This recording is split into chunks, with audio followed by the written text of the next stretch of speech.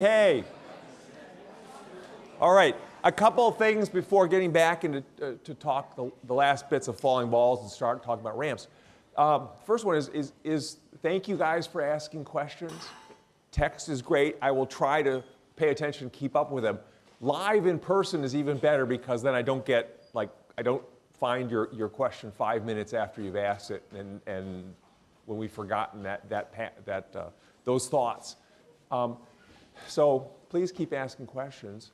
And the other thing is that I answer the ones that come in by, at present I'm doing this, the ones that come in by text, since I still have them after class, I've written out brief answers and I've posted them on the homework site in the forums there. So you guys can go look at the questions that you asked if I never got around to them in class or for whatever reason you like, and you're welcome to comment on the questions or use the forums for whatever you want to use them for, apart from like selling stuff on Craigslist.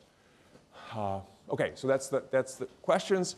Second one is I think I've got the homework site set up right. There may be a few of you that I still haven't put in there. I thought I had everybody, but I hear that may not be the case. So in any case, I've gotten the correct last names for everybody, I think.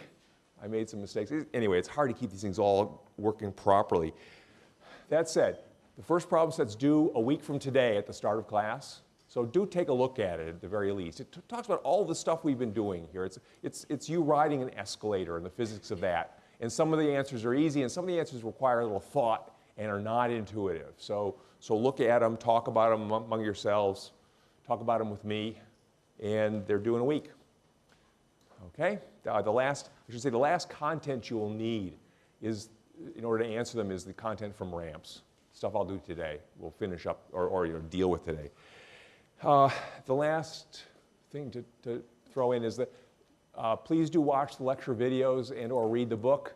I will try to keep up with the lecture videos to the extent that I can. It's a little bit of a juggling act here.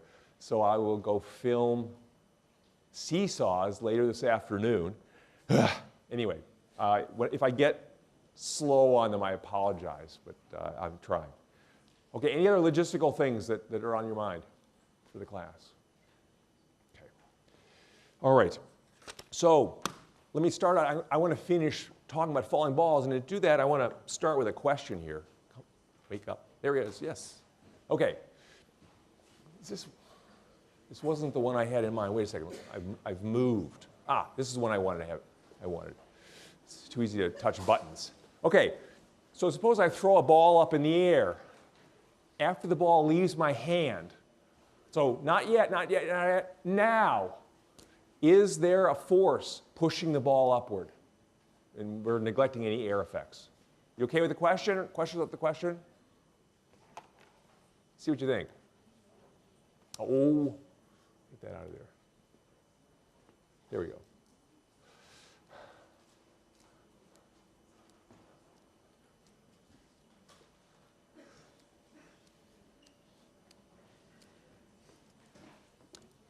And again, you're allowed to talk among yourselves on this. I'll give you till 30 seconds after to get it all settled here. Convince your neighbor, your new best friend, that you have the right answer or otherwise. Okay. 5, 4, 3, 2, 1, 0. So there are, it's not 100%. I guess I could do ranks. The vast majority of you are going for there is no force. So why does the ball keep going upward then, if there's no force upward on it? Inertia.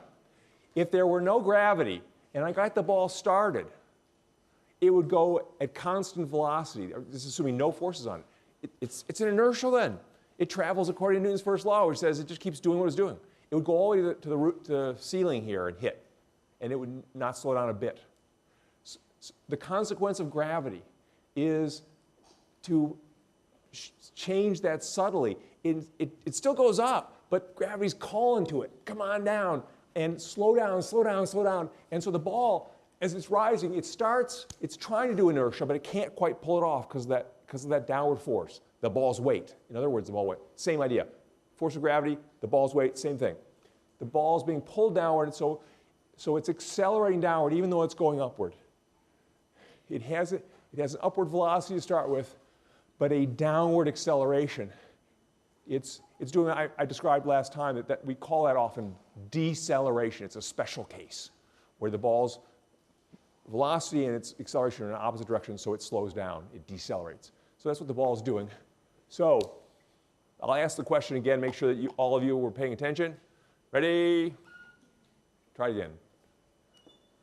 You get 15 seconds on this one. All right. Is there an upward force on the ball as it rises? 5, 4, 3, 2, 1, 0. Few people can go back and watch that section again on the video. There is no upward force on it. It's coasting up. It's trying to coast upward, okay? All right. There are probably some E's in there too. I didn't even look. All right. Any questions about that idea? All right. Next, let me ask do I want to ask the next question yet? Not quite. I'll blank it. Go away. Go away. Be there. Gone. All right. So a ball is a falling ball whenever it is experiencing only its weight, no other force. So that's not true yet. Now it is. So when I let go of it, the only force it's experiencing is its weight. And once that happens, first of all, the weight's constant. Weight doesn't depend on where the ball is in this room.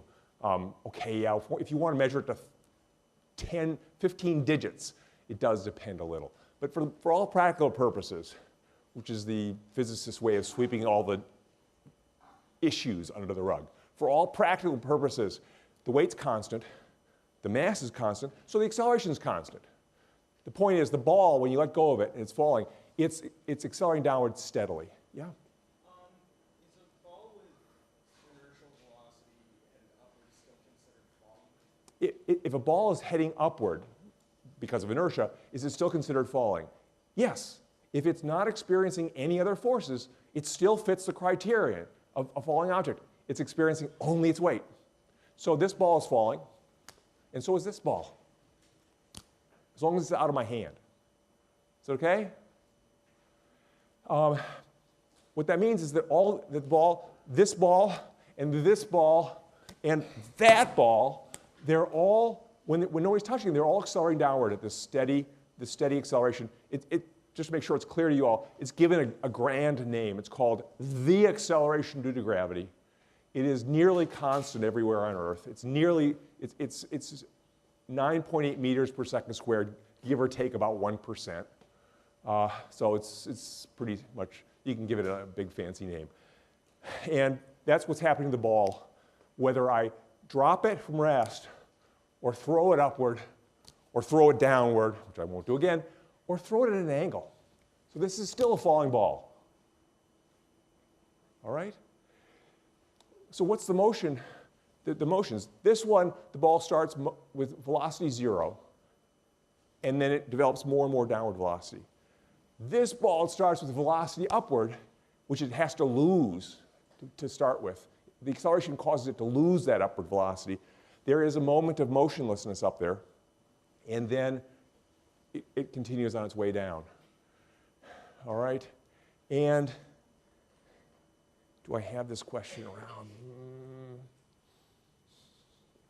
I probably don't have this question already typed in. There's a way of doing this, but I don't feel like doing it.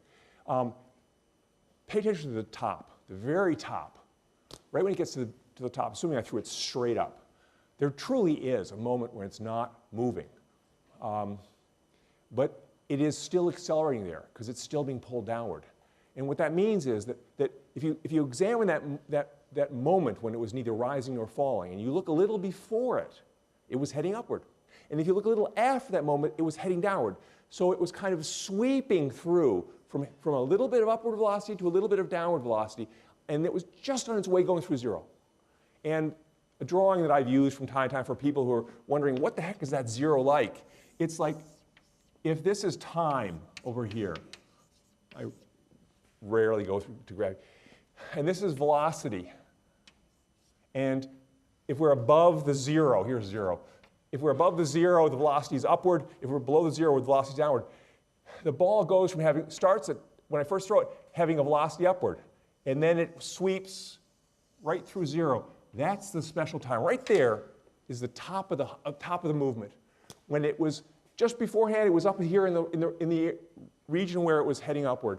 And just after that time, it was in the region heading downward. And right at that time, motionless. Okay? So it really does momentarily come to a stop. It's just for an instant in time. What else? Oh, so the velocity hits dead zero right there at the top. But the acceleration never hits zero. It's a falling ball still. It's still accelerating downward steadily. Okay? So the acceleration is not zero, the velocity is zero. And hopefully that, if you hold that in your head long enough and come back to it, it'll help you tease out the difference between velocity and acceleration. Acceleration being, again, the change in velocity with time. Okay? Other questions? Log me out. Come, let me back in. Oh, there we go. Good.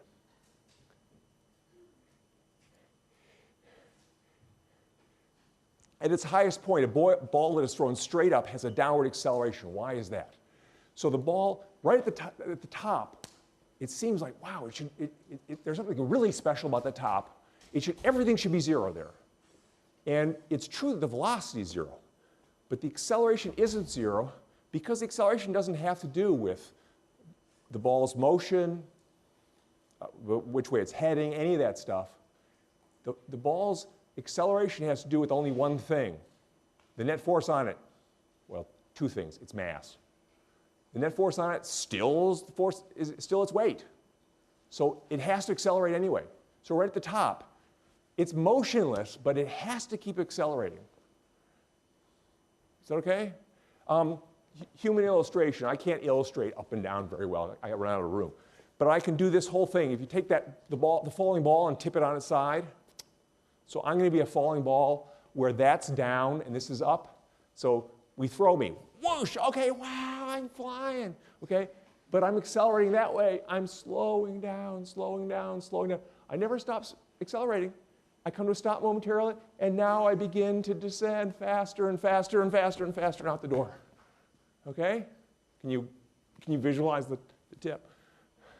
So the magic, seemingly special moment is right here. I ran out of, my velocity toward the upward finally hit nothing. I ran out momentarily. I'm motionless, but I'm still accelerating, and then I go back. All right? Okay, now I think, the last pieces I want to talk about were the ball thrown at an angle. When you throw the ball at an angle like this, it looks like a horribly complicated motion. And you may have heard over the years that this arc shape is a mathematical curve known as a parabola, which is interesting in and of itself, just as for geometry. Where does that come from? Where does the whole thing come from? It's really two separate things happening at once. It turns out that because gravity acts straight up and down, it has no influence on the horizontal aspect of motion. It doesn't affect coasting left and right. The wagon here isn't affected by gravity. It coasts perfectly nicely horizontally because gravity doesn't act vertically. It doesn't act horizontally. So when I throw the ball up, at the moment it leaves my hand, it has two pieces to its velocity, which we can call components, or that's the fancy formal name. It has a vertical component, a part of the velocity that acts in the vertical direction, and it has a horizontal component, the part that handles that affects the horizontal motion. The separation involves you can do this with trigonometry and angles and stuff. It's not so important. The issue is the ball has a certain upward velocity piece and a certain horizontal velocity piece. And the two evolve in time essentially independently. The vertical piece is just that of a falling object. It rises to peak height It momentarily stops rising, and then it starts heading downward faster and faster. So it does the same thing it did when I threw it straight up and down. It's just doing it while it's also coasting sideways. And that's what it's doing sideways. It's simply coasting. So if you eliminate the horizontal part of the motion somehow, by, use fancy camera work so you can't tell where it is horizontally, the ball will just simply look like it rises to a peak height and then descends, just like I threw it straight up and down. Can't tell the difference. And if you use fancy film work so you can't tell whether it's going up or down, you can only see whether it's moving to your right. Then it will just look like it's coasting. 1 foot per second, And if you do those two parts of motion together, rise to peak and come down, while you're coasting horizontally, it makes that arc. And that arc happens mathematically to come out as a parabola. All right? So all these jillion ball sports or other sports where you're throwing stuff, anytime things are falling, and the enormous variety of these things, it separates like that. Do I have, plan ahead again? I might have the video I want on my, would it be, on my keys? Sorry, 1 second here. No, it'll take me too long to find it. I have to hunt through 25 minutes of video. What I was dreaming of being able to show you is a video that I took over at the AFC of 3 guys shooting hoops from midcourt. So they're off, they're way over here. I can almost hit the basket if I am perched on a ladder above it. These guys were just firing all the way across from midcourt and hitting the basket every time. And I tracked the arc. And if you look at the arc in time, vertically, it rises slower, peak, slower, faster, coming down. It's exactly a rising and falling ball. Perfect. And then horizontally, coasting, steady, poof, poof. Every fraction of a second, it was moving the same distance. So I put a lattice work around them, and if I'd planned ahead, I'd have that to show you. But you can hopefully visualize it. It works. This is really how things happen. Whether it's basketball, football, soccer. Air starts to come into play in some of these sports. You got to be a little careful. We'll do that later, curve balls and all. But that's the basic travel of a ball. Okay? I did want to ask you, is this the question? Yeah. Okay. I'll ask this question here. If you want a ball, well, you can only throw a ball so fast. Okay. Suppose you can throw the ball any angle you like, a certain speed leaving your hand. Which way do you want to aim to have the ball stay in the air as long as possible? You hit the ground as late as possible. You okay with the question, or questions about the question? Go for it.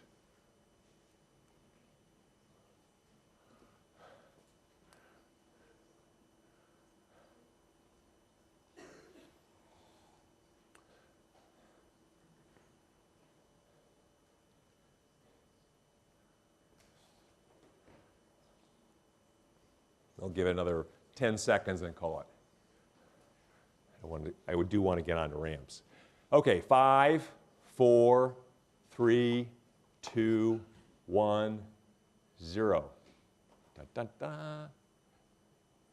You're going upward and forward as long as. If you go upward and forward, you're going to take the speed of your throw, and you're going to put part of it into the vertical direction and part of it into the horizontal direction.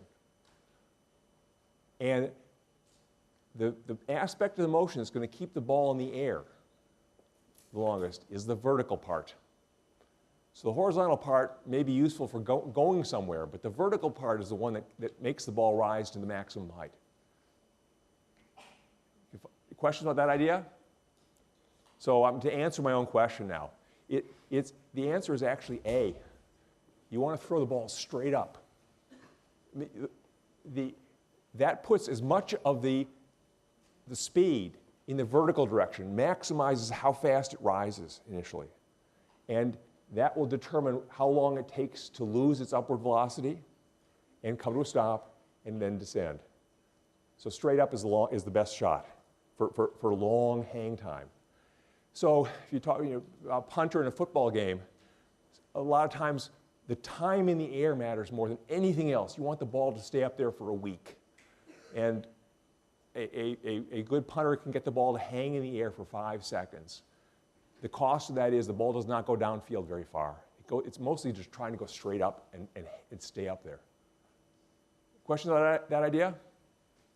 So instead of going back to that question, here's another one. If you want the ball's downfield speed to be maximum, you want it to get to somebody to catch it as fast as possible, which way do you throw it? You okay with the question again? A question on the question? Try that one.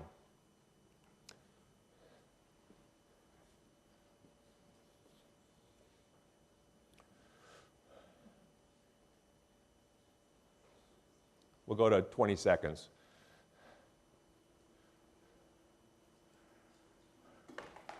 To an extent, I'm doing this as sort of tools for a living. Hopefully you'll remember this and it'll be useful to you. Maybe not in a sport, but in something. Okay, 3, 2, 1. This time, forward, you got this one.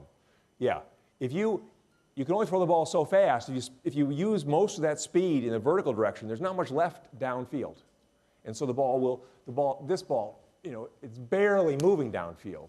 On the other hand, that ball, I'm destructive, mostly horizontal, it uses the speed efficiently to get downfield.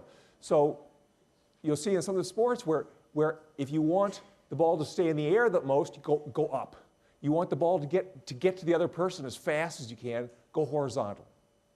And the third possibility, with the third question, is this one. Suppose you want the distance the ball travels downfield to be the greatest. You want that ball to go as far as it possibly can before it hits the ground, horizontally. Where do you aim? Question about that question? And this assumes no air.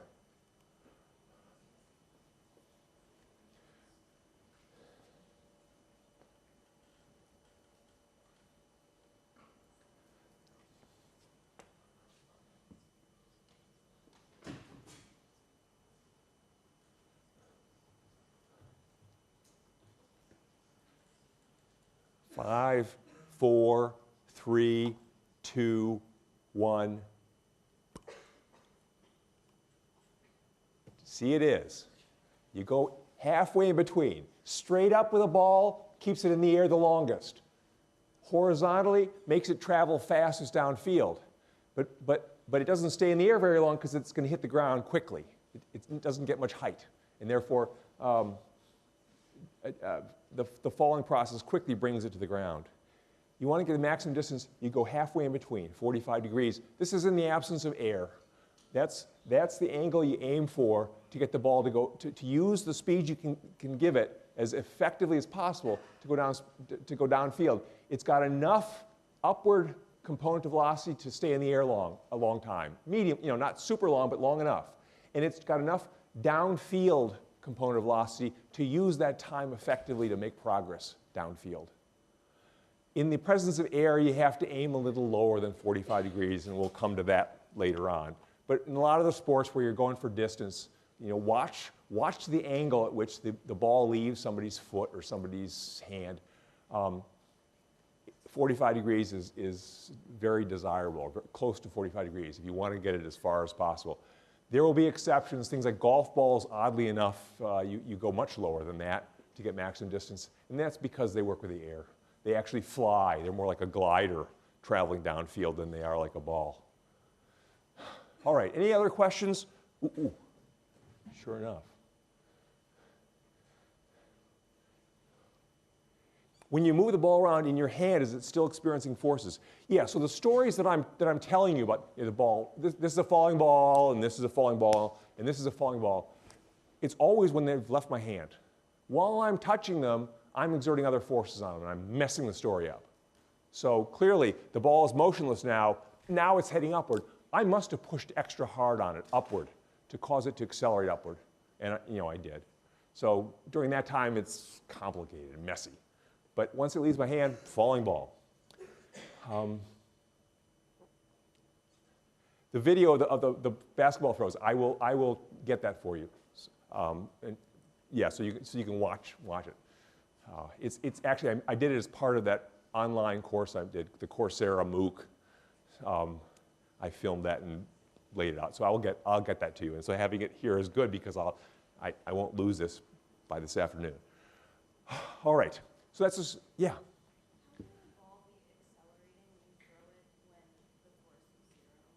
How can the ball be accelerating when I throw it if the force is 0? The force, when it leaves my hand, when it's in my hand, life's complicated. We don't know what the force is. Is that okay?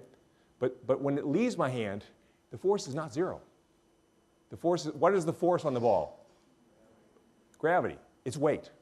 So the ball from now to now was experiencing only one force. It's weight. It was not 0. If it were 0, and there's stuff I did, I think as part of the MOOC, or maybe as part of the figures for the online book. You know, if there's no gravity, I can fake it. I had a ball, I think I let go of it, and there's no gravity, and the ball just hovers there. It's a problem with video is you can defy physics. Anyway, other questions? All right.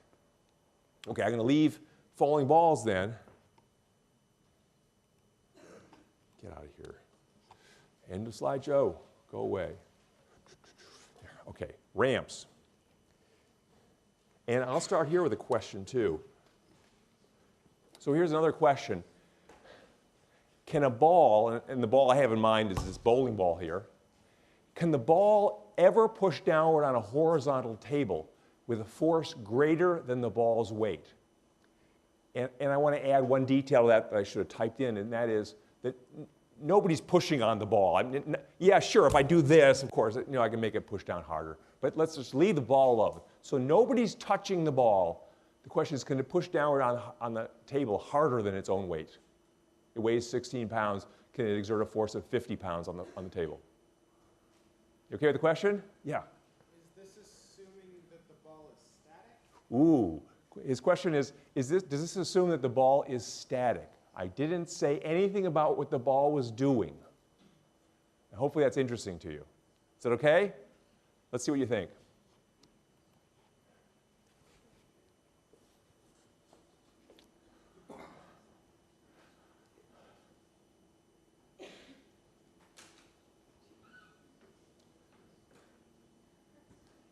And you can talk about this again. Make sure. Let's see if you guys can figure this one out.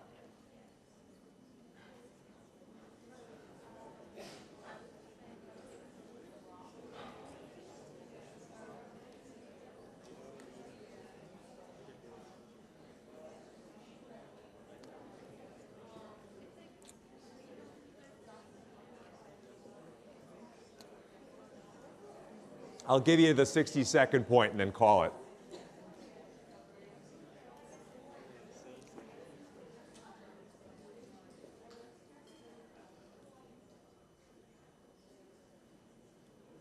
Five, 4, 3, 2, 1, 0. Ooh, very even here. Which is actually appropriate because I normally would ask this question early in the class. And yeah, let me come back to this. Okay, remember this result. Oh no, you can't. You're desperate. Okay. All right. How hard is the ball push? What force is the ball exerting on the table right now? The amount of the force. It's downward for sure. How big is it? It's a weight. It's equal to its weight. Can anybody think of a way in which I can get the ball without only touching it to exert a larger force? Drop it. Ready? Yes. Yeah, during that impact, it pushed like crazy on the table. You would notice if your foot was down there, we would be taking you somewhere. Okay? So why did that happen? Well, the human animation, I hate to do with a bowling ball, not because it makes big bangs, because it's heavy to hold all day. So here's the ball. I let go of it, and it's going down faster and faster. It's a falling ball. Pretend my hands aren't here. Okay, my hands are just part of this. We'll scrub them out in post-production. Okay, so the ball is going down faster and faster and faster, and then it encounters the table. And so just as it touches, it's just barely touching it first. And when it does that, the table and the ball begin to exert what are called support forces. So this is in the lecture. I won't rehash it in great length. I call them support forces. They're also called contact forces and normal forces. Same idea. It comes from materials not liking to occupy the same space at the same time. So just as the ball first touches a little bit, they begin to exert very gentle support forces on each other. And those forces involve a little bit of denting of the surfaces. They're beginning to overlap a little bit. They're fighting it. And those forces are, because they're initially very gentle, they're not enough to cancel the ball's weight. So the ball is still accelerating downward. So the ball, in fact, let me drop the ball, not on the table, but on a scale that would tell you how hard it pushes. So this is a lot like this. Whether I drop this on the table, whether I drop this on the scale, it's the same physics. The difference is the scale will show you how much it's denting, and it will show you basically how hard it's pushing back. And when the ball first touches, so here, let's get the weight of the ball. I'll go back to the heavy guy. Here we go. All right, because this guy gives you some reading, okay? 70 units, 70 newtons of weight. So when it first touches, the force is less than 70 newtons, and therefore the ball is experiencing its weight downward, which is 70 newtons, and a few, 20 newtons up, that's not enough. It's still accelerating downward. It's still actually going faster and faster, even though it's touching. It's going downward faster and faster. It eventually it dents enough to get to 70 newtons. At this moment, it's experiencing enough upward force from the table scale system. The ball is no longer accelerating, but it's still coasting downward now. It's still moving downward. So it goes too deep. It goes into the table so far that the table pushes back with a force that's way larger than the ball's weight during that impact. Basically, the ball overshoots. It goes too deep into the table before it manages to come to a stop. And during that time, the table pushes back ferociously. Is that a question on that idea? In fact, the ball bounces up and down. The two are trying to negotiate. The table and the ball are trying to figure out, if the ball's too high, it's under-supported and it accelerates downward.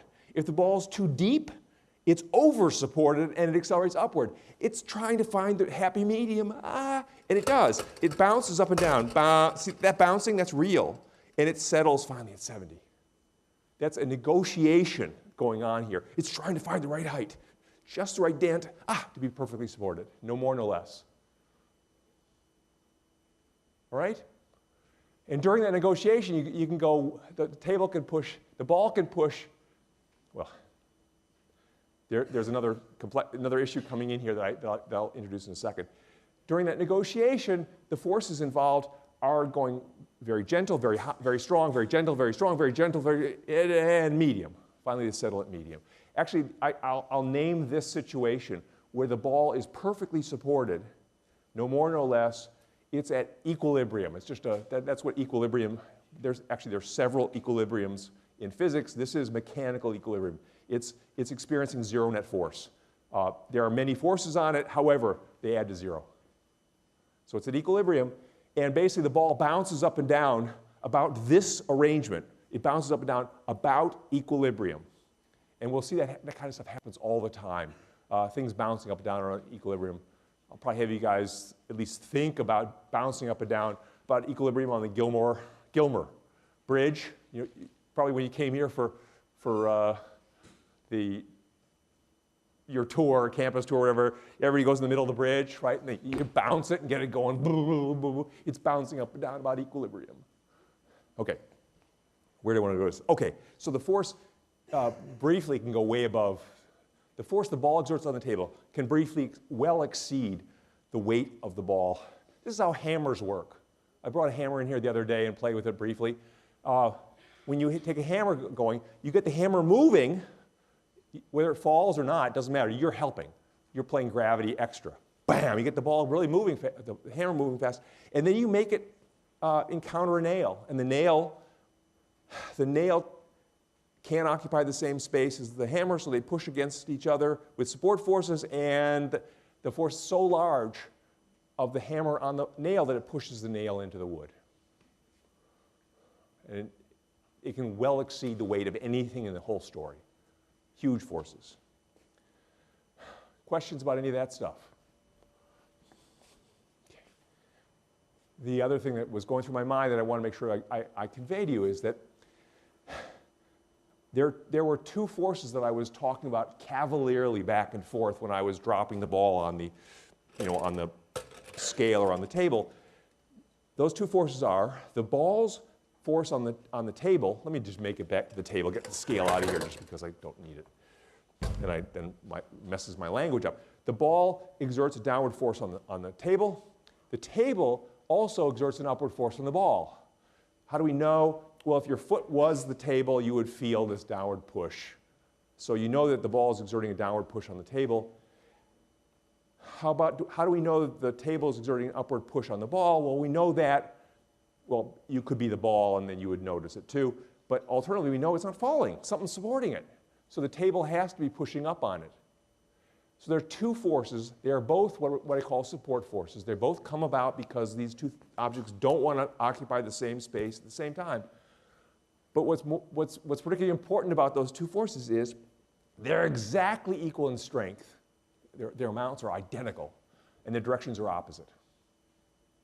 So, and can I find an exception to that by playing around? And the answer is no, never, never. It's always perfectly balanced. And this is known as Newton's third law. So it's an observation about our universe. It might have to be, does it have to be true of any universe? No, probably not, but it's so deeply ingrained in our universe. It has huge implications for many things. And it says that if you push on something, it pushes back on you equally hard in the opposite direction every single time. No ifs, ands, or buts. Yeah, David. If the forces they're exerting on each other are equal, then how does the net force cause the ball to drop? Okay. So David's question is, if the two forces are equal and opposite, how does the net force cause things to accelerate? Is that where that's where you're going basically? So here and it's in my list. It's a misconception issue that I want you to pay attention to because it's really challenging to get past it. So here's the observation: is that if I find something, I'm going to push on the wagon. I want something to move. So if I push the wagon to the left, and I will do it with a support force because my finger and the wagon don't want to occupy the same space. So if I push the wagon to the left, what Newton's third law says is the wagon cannot help but push me to the right. Okay? So let me do it. Off goes the wagon. The wagon accelerated. Well, didn't those two forces, being equal and opposite, didn't they sum to zero and cancel? So I think that's essentially the question. And the answer is no, they don't sum to zero and cancel because they don't act on the same object. And that's crucial. The wagon accelerates in response to the net force on it. And what forces were acting on it? Well, I mean, apart from this stuff down here at the table, only me pushing it to the left. There was a second force around, the wagon's force on me. But that's my business. That affects me, not the wagon. So you don't add the two forces up. So in what I call a Newton's third law pair, the force I exert on the wagon and the force the wagon exerts on me, those two forces are always exerted on different objects. So adding them never makes much sense because they affect different objects. And adding them is, it's fun and games. It doesn't have anything to do with the consequences on either of the individual objects.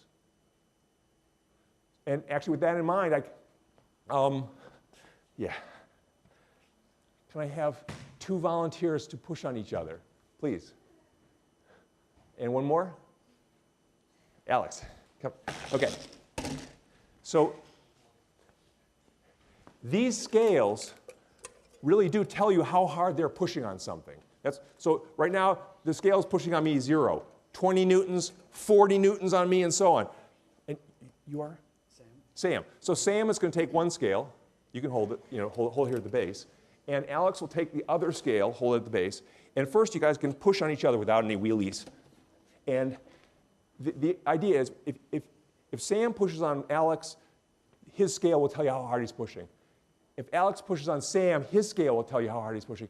Watch the two needles. Are there ever moments when one person is pushing harder than the other? Go for it. Okay? You push. You can move. I'm assuming that nothing's wrong with this demonstration. When I'm counting on physics, they can't do it. If you push on Sam, he's got to push back. You can fall asleep. I mean, you all can push on each other, and your neighbor will push back. No, I should not say this. I'll get in trouble. But even if your neighbor's asleep, they have to push back. And so now the real crazy one is you all probably have the impression that if something's coming at you, and it pushes on you, and you push on it, that those forces somehow don't equal. Or if it's accelerating, they're not equal. So one of you guys want to stand on the cart? Absolutely. Okay, so Alex is going to stand on the cart right there where it says do not stand. So get yourself situated so that you can you probably want to stand with your feet side to side rather than cross.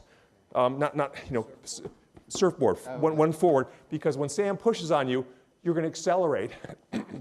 Now I'll be the but watch their forces on each other. Despite the fact that Alex is going to accelerate toward me, the forces will still be equal and opposite. Doesn't matter. Okay, go for it. All right, and now I'm going to send you back. Same thing, right? They're still going to be equal and opposite. Okay, one more time. Woo! All right, we'll call it a day. Thank you. Yep. All right, you're up. Yay. So the takeaway from that is they couldn't help but push equally and opposite on one another, regardless of their velocities, their accelerations, all that stuff. And so deal with your intuition, which often will tell you that the forces are not balanced when things are moving.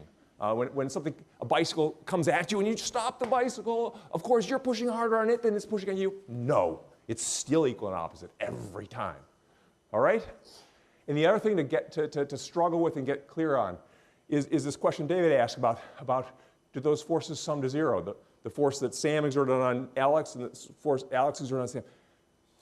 Their total is zero, that's true, but adding them doesn't make a lot of sense because Sam's force on Alex was on Alex and affects his motion, and Alex's force on Sam affects Sam's motion. Adding them together, pointless. All right? There will be cases where two forces act on the same object cancel. For example, right here, the force on that ball, net force, it's got a weight downward, and it's got an upward force from the table, a support force, that exactly cancels the ball's weight. How did that happen?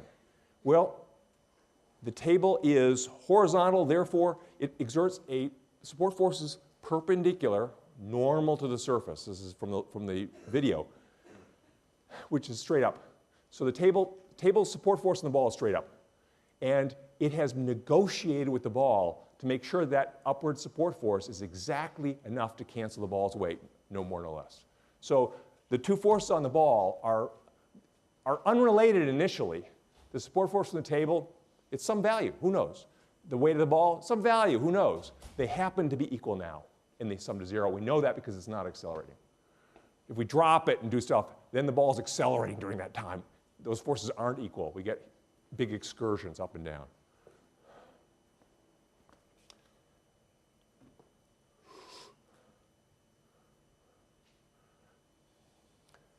So the question on the board, answer me here. The question on the board is, the answer is yes. Can the ball ever push downward on the horizontal table with a force greater than the ball's weight? Absolutely. Just leave the world of static. Go into motion. Let the ball hit the table. The force that occurs during a hit like that, the jargon is they're called impact forces, and they can be as large as you like. They have to do with how fast you have to accelerate that thing coming at me to get it to stop coming at me and maybe go away. And that can get pretty big. And this is a reason why, just actually to think about this, to give you, again, tools for a living here. If you're going to catch a ball coming at you, if you catch a ball and you go into deep space where there's no gravity around and the ball doesn't have any weight at all, and somebody throws the ball at you, which they can do, and you want to catch it, which you can do, hopefully, it's going to still sting if it's thrown fast and hard and you go for it. It's going to push plenty hard on your hand, and it has nothing to do with gravity. No weight. It's just the act of the ball. You want to bring the ball to a stop by pushing it away from you. So you push on it and cause it to accelerate and slow down. And the faster you stop it, the harder it pushes. The harder you push on it to stop it, and the harder it pushes back by Newton's third law, and the more it hurts. So if you catch a ball coming at you, if you catch it fast, which you do by holding your hand out like a brick, bang, it hurts. But on the other hand, if you catch it and give, then you catch it slowly. You accelerate to a stop slowly. Have you all done egg toss? Right? You play tossing eggs back and forth. You want to lose fast? Catch the egg like this. Thunk. Bang, broken egg. Okay, right? You know the people who win this thing, the egg. The egg comes in. Whoa! I can't even do it. You give with it. Let it accelerate slowly with a gentle force. All right? Let me try to do 2 cents of the story of ramps. I've gotten so bogged down. We'll get killed here. The story of ramps starts with a wagon, say, on a horizontal surface. But if we tilt the surface, now, we go up and down the ramp. I'm not actually going to pursue that part. What I want to pursue is I want to pursue the energy part. Let me lay the groundwork, make sure that you all are starting to get on track with the story of energy, because that's a central feature of the last few questions of the problem set. And it's also something we'll use forever in the rest of the semester. The idea is this, that we've seen some physical quantities so far that are important and useful: position, acceleration, velocity, mass, force, net force, maybe a couple others, weight. Energy is the first of a different kind of physical quantity. It's a physical quantity, meaning you can measure it and get a specific value. It has units. The units are not things like cups or liters or meters. They happen to be a unit known as a Newton meter, a unit of force times a meter. It's got a shorthand name called the joule. But here's the idea. Energy is a conserved quantity in nature, and those are very rare. Conserved quantities are quantities that you can calculate, and when you figure out the quantity here and the quantity there, the quantity there, you look around, you realize the total amount of this quantity present in a enclosed system never changes. You can't make more or make less. You can't create or destroy a conserved physical quantity. We'll only encounter a couple this semester. Energy, we'll encounter momentum and angular momentum, and I guess mass is effectively a conserved quantity too. But that's about it. So energy is a conserved quantity. You've heard about it your whole life, but the real physics energy is this quantity that moves around between objects like money moves around between people, and they don't create or destroy the energy. You can't, to get more energy, you have to take it from somebody else. You can't make it yourself. And for me to give energy to the ball, I can do that. And I do it by doing what's known as work, physics work. So this is right out of the lecture video. If I push on the ball, the rules for doing work are very rigorous and hopefully simple. To do work on the ball, I have to exert a force on it. So that's criterion 1. Criterion 2 is the ball has to move a distance in the direction of my push, of my force. So I have to push on it, which I'm doing. I'm getting tired in the process. And it has to move in the direction of my push. I'm pushing it upward. It is not moving at all, for all practical purposes, it's not moving. So I'm not doing any work on it yet, which means I'm not giving it any energy. When I lift it, though, then I pushed it upward and it moved upward. I did work on it. I gave it energy. And it now has the capacity to do things that it couldn't do before. I mean, this thing's more threatening to me than it used to be. I can unthreaten it by doing a negative amount of work on it. Take it back. So this is like me giving $10 to the ball. I gave it a positive amount, and now this is me giving negative $10 to the ball. Equivalently, it's the ball giving me $10. So I gave it the energy, I took the energy back out. So you'll see in the later problem set questions the idea of work that's going on. In lifting stuff up, you inevitably do work on it. So it turns, because why? Because you're supporting its weight, so you have to be pushing it up, except in weird circumstances. You're pushing it upward, and as you elevate it, it's moving upward. So you're pouring energy into it, which it accumulates, and you can sort of watch it move around like as though you're watching a currency. It's sort of a physics currency. It moves from place to place, and it also can change forms. We'll see that there are a number of forms of energy over the course of the semester. And its value in all our work here is because it's conserved, you can watch it move, just like you can watch money move. If money weren't conserved, it would be really boring stuff. This is, yeah, I can get it, do it. And so you watch it move around, and we'll watch energy move around, and it's a very valuable way of looking at how things are happening. Okay, sorry to keep you guys, and see you on Friday.